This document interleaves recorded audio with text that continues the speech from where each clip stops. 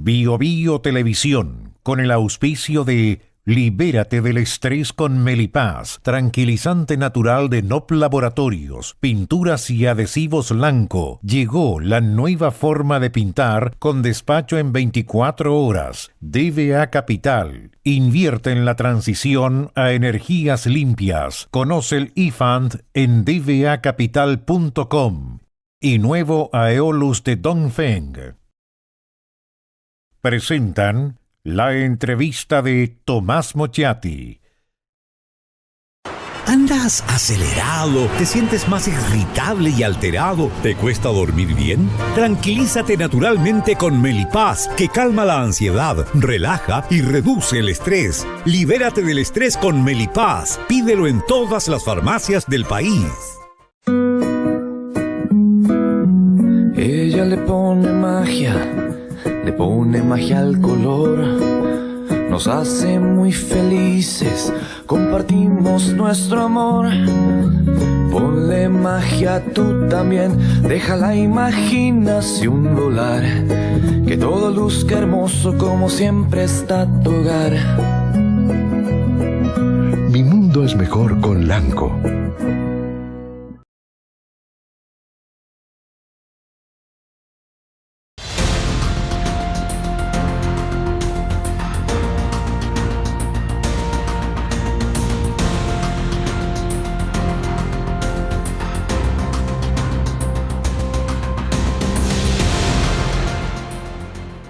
Vamos a hablar de Perú, la cuna del virreinato, el lugar de los incas, o sea, con historia, un país con historia, con mucha capacidad potencial económica, pero un país también que ha tenido enormes problemas de inestabilidad política. Miguel Santillana es bachiller en Economía de la Universidad Católica de Perú, candidato a doctor en la Universidad de Manchester, en Administración, consultor de empresas, investigador del Instituto Perú de la Universidad San Martín de Porres, analista económico, analista político agudo. Y con él vamos a conversar para hablar de Perú, de lo que está pasando en Perú y sus potencialidades. Gracias por estar con nosotros. Muy buenas tardes y gracias por la invitación. Hablemos de la economía. Si hubiese que hacer una radiografía de la economía peruana en cuanto a la situación del momento, ¿qué se puede decir de la economía peruana en estos instantes? En estos instantes la economía peruana está en un marasmo. No sabemos por dónde ir. Y la situación es que tenemos una presidenta en la cual le llegó el cargo de casualidad, puesto que el señor Castillo hizo un golpe fallido y ella era la vicepresidenta. Ella nunca estuvo preparada para el cargo, no tiene un buen equipo de trabajo, no tiene un derrotero claro ni un norte claro, y lo que se tiene es que se está viviendo de la inercia de que venimos de los años 90, pero esa inercia no es suficiente, especialmente en los tiempos post pandemia.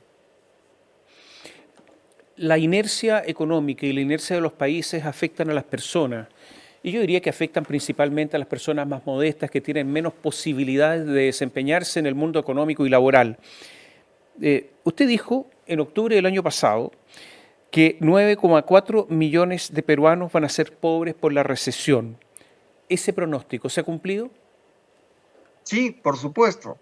El tema de la pobreza en el Perú es que prepandemia, los peruanos, en el Perú había 20.2% de pobreza.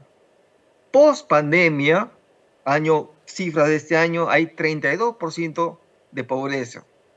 Para poder recuperar lo que hemos perdido en el tema de la pobreza, a tasas de crecimiento de 2.5 o 3%, como es lo que se viene avisorando, nos va a tomar entre 15 a 20 años poder recuperar los niveles prepandemia de pobreza en el Perú. Y como usted sabe, la pobreza no solamente es un tema de las grandes ciudades, sino es un tema distribuido en la heterogeneidad de mi país, que tiene costa, sierra y selva, siendo los lugares de sierra los más afectados.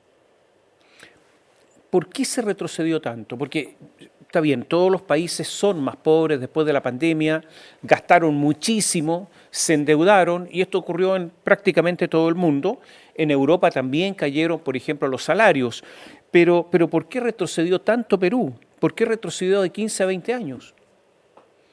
Por, por lo siguiente, el Estado peruano ha crecido desde el año 2000 al presente, más o menos en su presupuesto público ha crecido 18 a 20 veces. Pero ese presupuesto no se ha aplicado en los sectores que debían aplicarse. Encima, hicimos un proceso de descentralización muy mal planificado y muy mal ejecutado. Por lo tanto, ese excedente de dinero que debía ir directamente a las regiones, provincias y distritos ha sido malgastado. Según la Contraloría General de la República, se pierden al año entre 20.000 a 24.000 millones de soles al año de robo por autoridades regionales, provinciales y locales. Estamos hablando más o menos de 8.000 millones de dólares de un universo de 50.000 millones de dólares de presupuesto público. Entonces, por un lado, hay una fragilidad institucional para poder atender a los ciudadanos, que los políticos no se preocuparon en que el sector salud funcione, el sector educación funcione, que los programas sociales efectivamente cumplan su rol. Y ahora tenemos las consecuencias de eso. Ahora, el hecho de que Dina Boluarte haya asumido el gobierno después del intento de golpe del presidente Pedro Castillo, no significa que ella sea la responsable de todo esto. Los problemas normalmente se van tejiendo de a poco y con el curso de los años. Si uno tuviera que determinar quién es el responsable del retroceso de 15 a 20 años, porque en general los políticos no pagan sus responsabilidades políticas, no se ejercen, pero nosotros lo podemos decir. ¿Quiénes son los responsables de esto en Perú? Mire, el declive de la economía peruana empieza con el señor Ollantumala.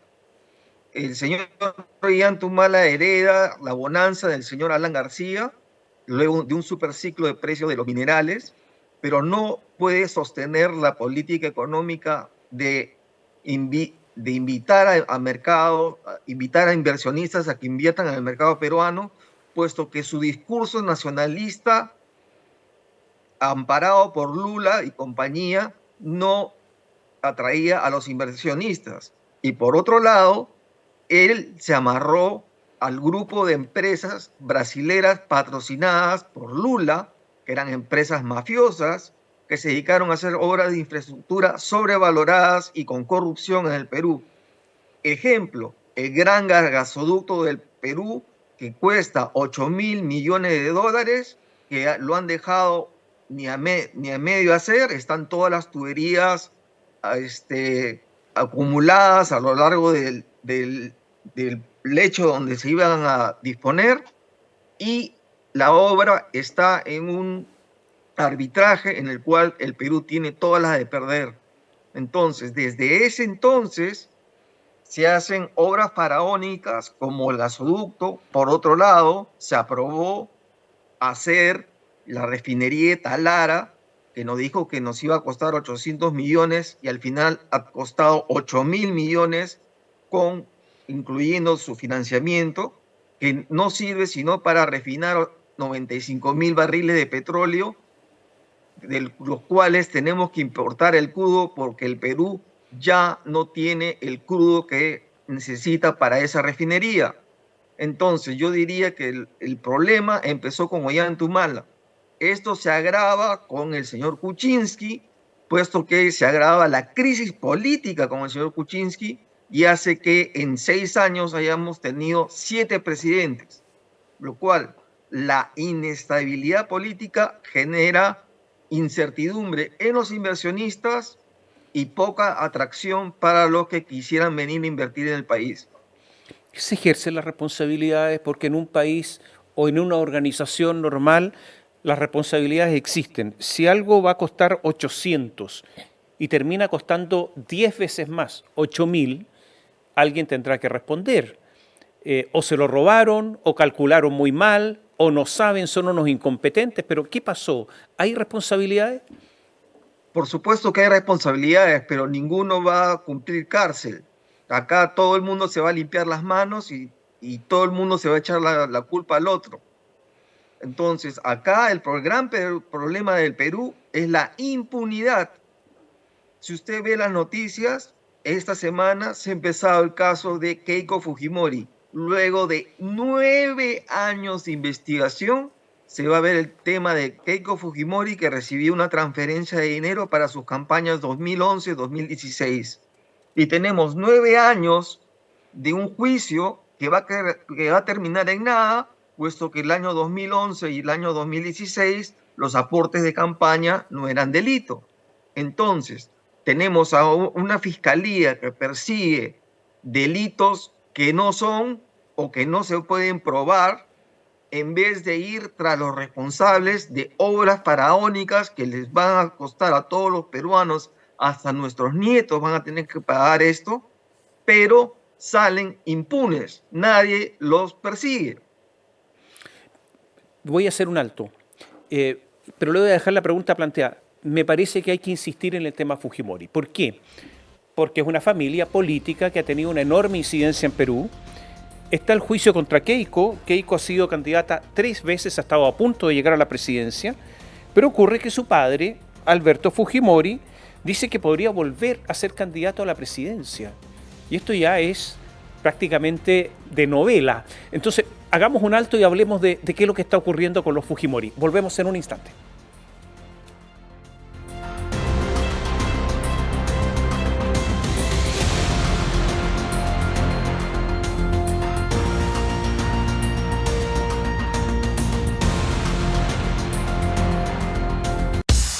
BioBio TV, canal 26.1 de la televisión abierta en la región metropolitana.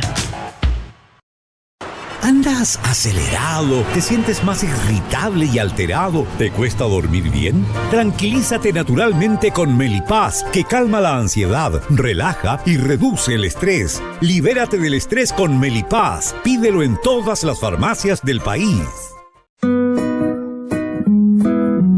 Ella le pone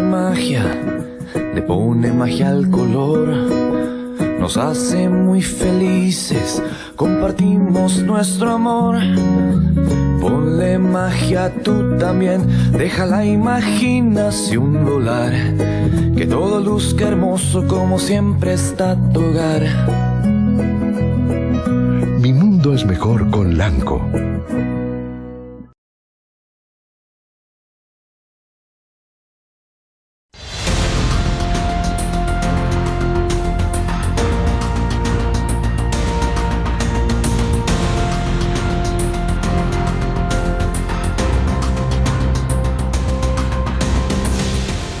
Conversamos con Miguel Santillana, él es bachiller en Economía de la Universidad Católica de Perú, candidato a doctor en Administración en la Universidad de Manchester, investigador del Instituto Perú de la Universidad San Martín de Porres. Y quedó la pregunta planteada porque, Keiko Fujimori está siendo investigada por delitos de corrupción, ha sido 3 veces candidata a la presidencia de la República, se dice que la familia Fujimori maneja el gobierno de Dina Boluarte después de que perdió el apoyo de algunos partidos de la izquierda peruana, y resulta que ella indultó a Alberto Fujimori, y ahora Alberto Fujimori ha dicho: reafirmo mi decisión y mi voluntad de asumir todos los riesgos. Quiero volver a trabajar por todos los peruanos, que es lo que siempre dicen los políticos cuando quieren postularse a algo. Entonces, ¿qué es lo que está pasando? A ver, el indulto no lo dio Dina Boluarte, sino lo dio el gobierno de Kuczynski, que fue un indulto negociado sobre el cual ya el hijo de Fujimori ya fue condenado, puesto que se descubrió que se negociaron votos para que el señor Kuczynski no sea vacado a cambio de la libertad del padre de los Fujimori. Eso en primer lugar. Lo que ha pasado este año es que el Tribunal Constitucional dio pase al indulto humanitario que le dio Kuczynski al señor Fujimori. Dina Boluarte no le dio la libertad, sino el Tribunal Constitucional. Ahora, Dina Boluarte depende políticamente de los votos de la franquicia Fujimori en el Congreso.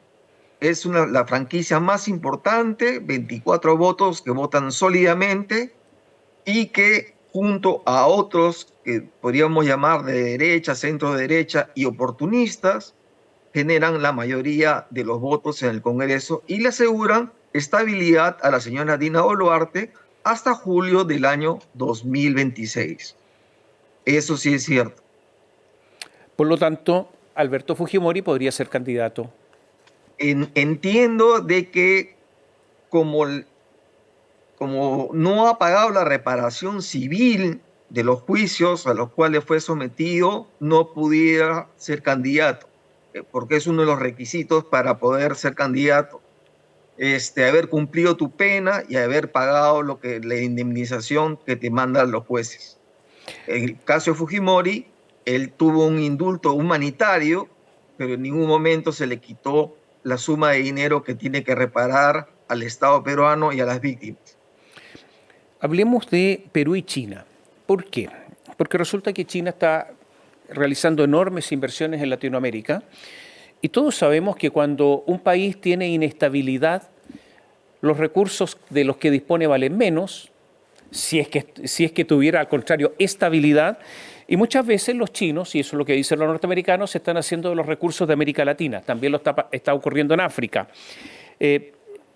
Los chinos están construyendo un terminal portuario, está prácticamente terminado el de Chancay, están construyendo otros más, y por lo tanto hay preocupación no solamente en países vecinos, sino que también en Estados Unidos, lo ha expresado prácticamente en forma pública, acerca de la presencia china en Perú. ¿Perú va a poder resistir, poner límites a los chinos o no? Mira, China comunista depende del Partido Comunista y el Partido Comunista no es democrático ni espera ser democrático. China es un país imperial. Yo veo difícil que el Perú o cualquier país del tercer mundo pueda resistirse a una potencia como China, pero de todas maneras el Perú agradece la inversión china en el Perú y ser principales socios comerciales. Ahora, China invierte en Perú y yo no entiendo por qué los Estados Unidos se ponen celosos. Para tal caso, ¿por qué ellos, viendo las mismas oportunidades, no invirtieron? Los chinos acá en Perú tienen principalmente el puerto de Chancay, van a sacar un puerto en San Juan de Marcona para exportar hierro, y ahí tienen más de 10 megaproyectos mineros, especialmente de cobre, que están en cartera de empresas chinas. Por otro lado, se ha consolidado el monopolio de la generación, transmisión y distribución de luz de una zona del Perú a cargo de una empresa china, cosa que está en contra de las normas expresas del Perú, en el cual separaba al generador del distribuidor, del generador, transmisor y distribuidor. Eso supuestamente era separado para que haya competencia, y eso lo han pasado por agua tibia y han aceptado que esa nueva empresa opere integradamente. Es muy difícil que el Perú, en la fragilidad política que tiene, pueda pararse al imperio chino. Pero definitivamente no podemos dejar de agradecer que los chinos tengan interés en el Perú e inviertan en el Perú, y que eso genere pues celos de otros países. Pero existe la posibilidad, obviamente, de que un país enorme como China, potencia, después se imponga a Perú, le doble la mano a las autoridades, quiebre las normas. Entonces, ¿están viendo ese peligro?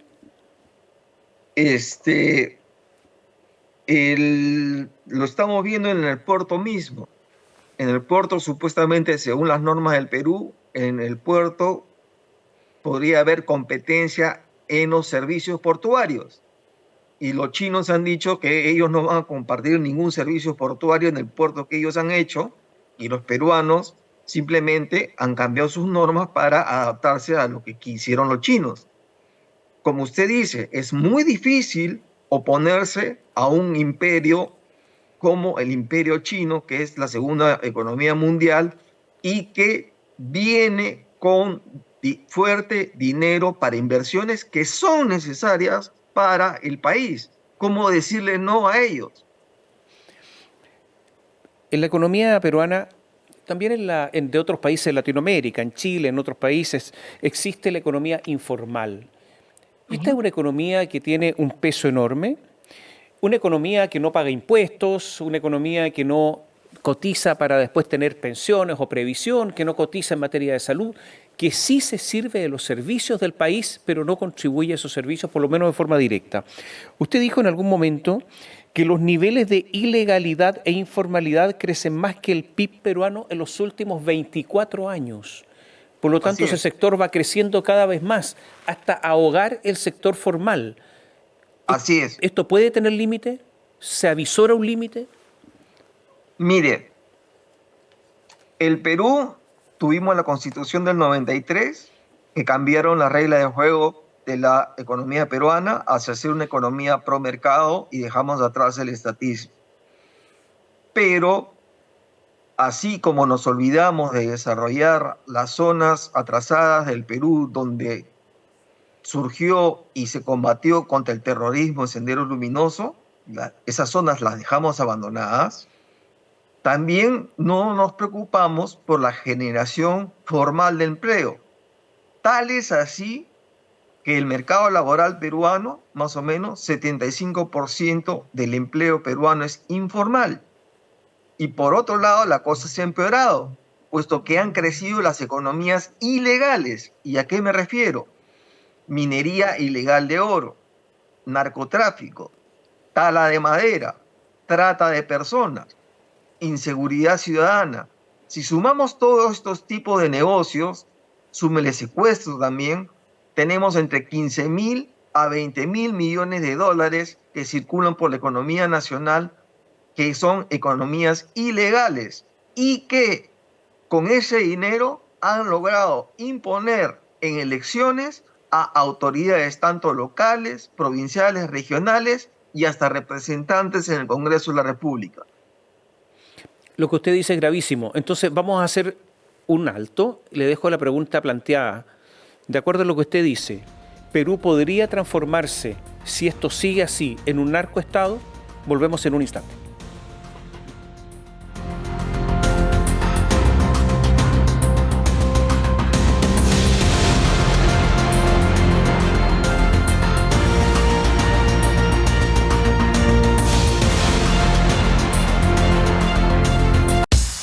BioBio TV, canal 26.1 de la televisión abierta en la región metropolitana.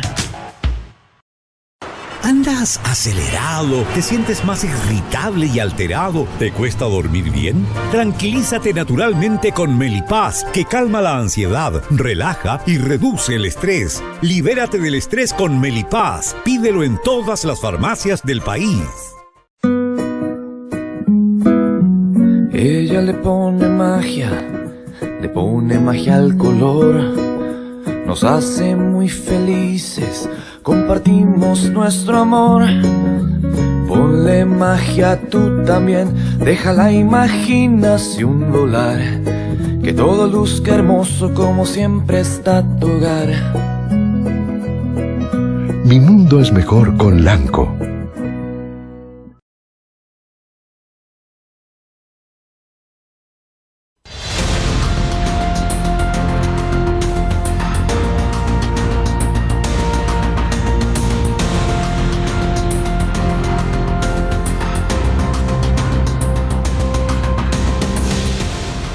Pendiente a la pregunta Miguel Santillana, después de que lo que escuchamos y además que él ha dicho, bueno, pero hay bancadas de narcotraficantes en el Congreso, el narco logró corromper a policías, jueces y fiscales. Perú, si sigue todo igual, ¿podría transformarse en un narcoestado?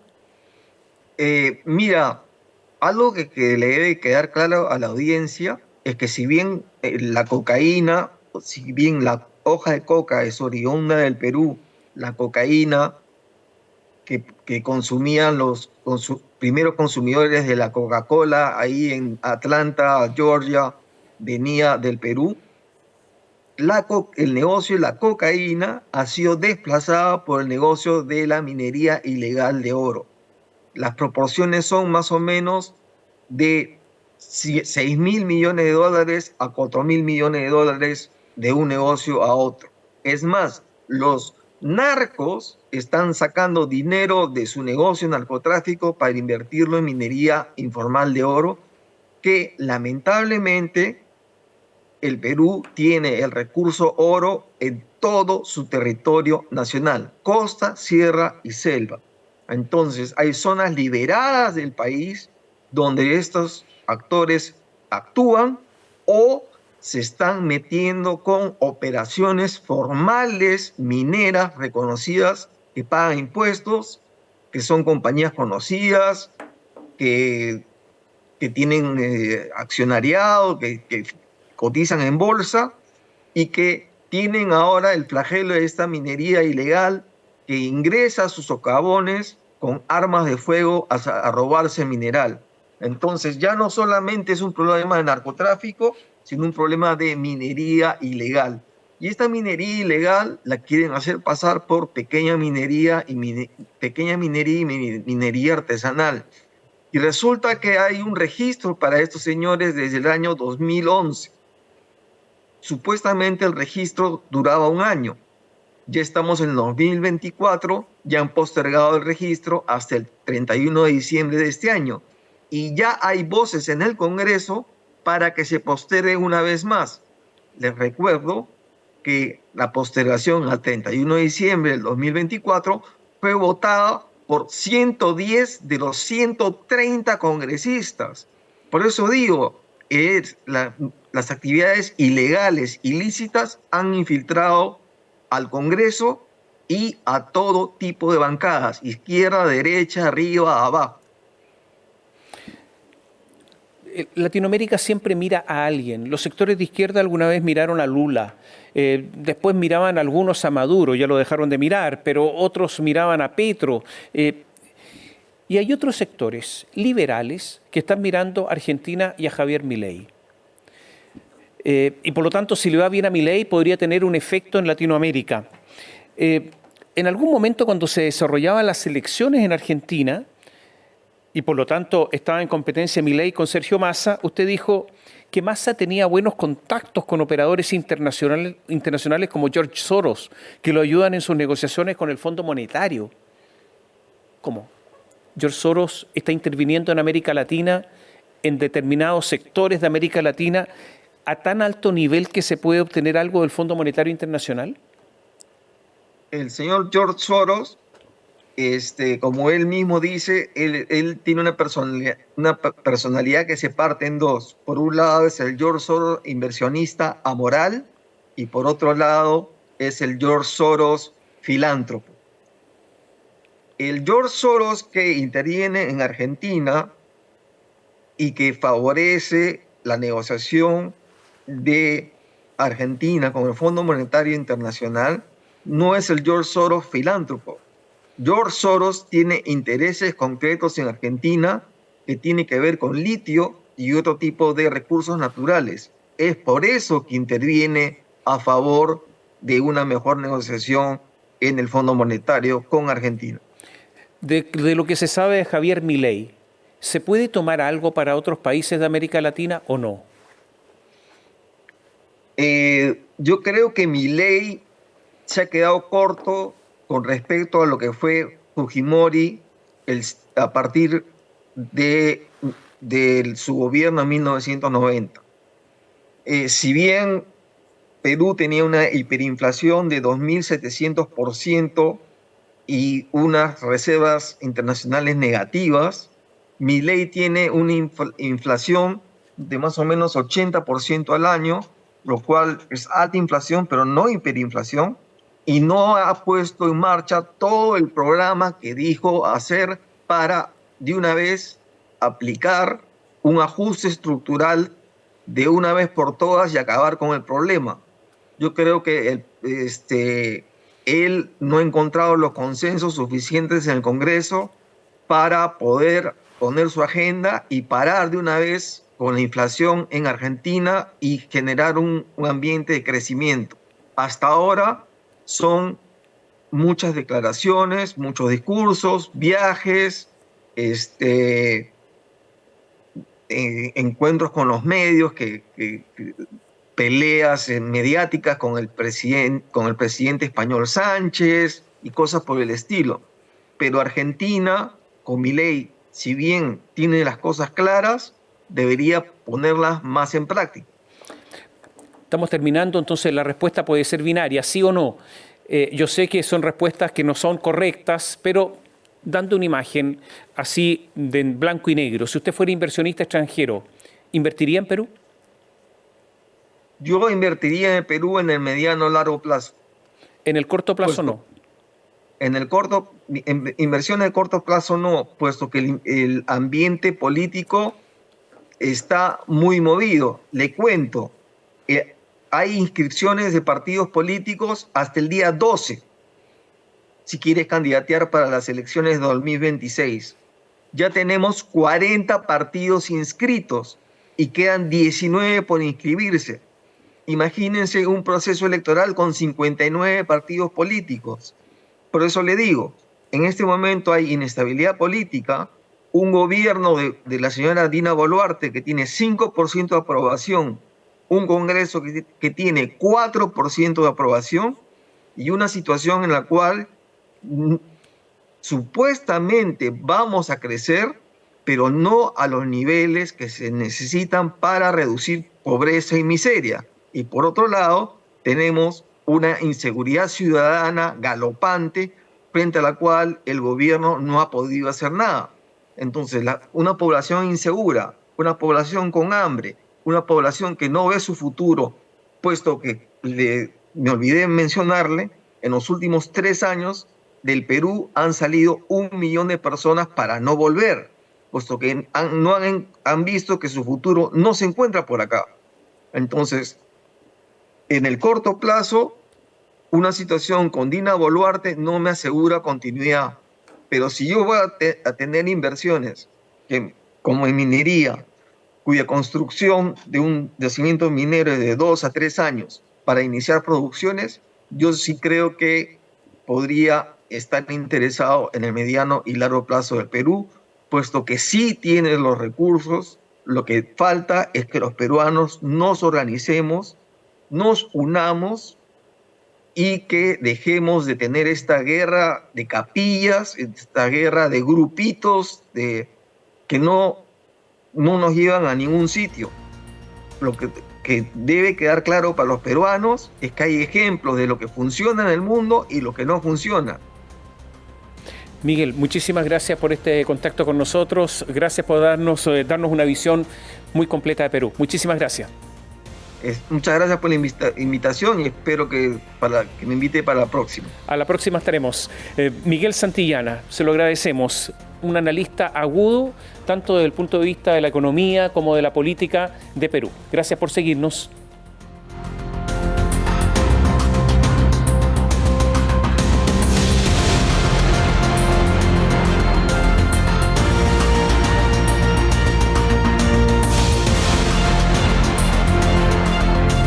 Bio Bio Televisión, con el auspicio de Libérate del estrés con Melipaz, tranquilizante natural de NOP Laboratorios, pinturas y adhesivos Lanco. Llegó la nueva forma de pintar con despacho en 24 horas. DVA Capital. Invierte en la transición a energías limpias. Conoce el eFund en dvacapital.com. Y nuevo Aeolus de Dongfeng.